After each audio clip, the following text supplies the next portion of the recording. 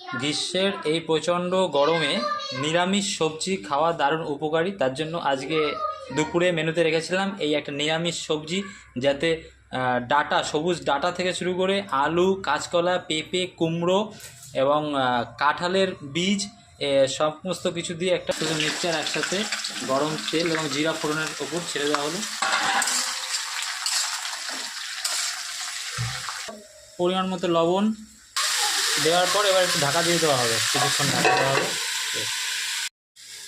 ঢাকনা নামানোর পরে একটু হলুদ দেওয়া হলো, আর একটু নাড়িয়ে চাড়িয়ে আবার কিছুক্ষণ ভাজা হবে।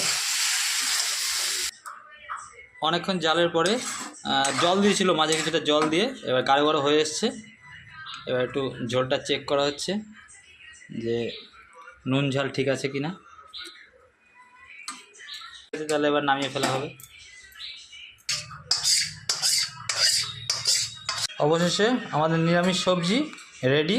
অনেক দিন পরে কাঁঠালের বীজের এই তরকারিটা, সবজিটা খাবো, দেখা যাক কেমন লাগে। বন্ধুরা, তরকারিটা রেডি হয়ে গেছে, এবার দেখা যাক কেমন লাগে। অনেকদিন পর কাঁঠালের বীজটা মুখে লাগলো, কাঁঠালের বীজ দিয়ে এই সবজি তরকারি খাচ্ছি, দারুণ লাগলো। আর এই তরকারিতে আপনি একটু লেবু নিয়ে নেবেন, লেবু চিপকে লেবু দিয়ে খেলে একদম হালকা, মানে এখানে কোনো তেল মশলার খুব অল্প ছিল, জাস্ট জিরে ছিল, সামান্য পরিমাণে তেল, বেশি তেল মশলা ছিল না।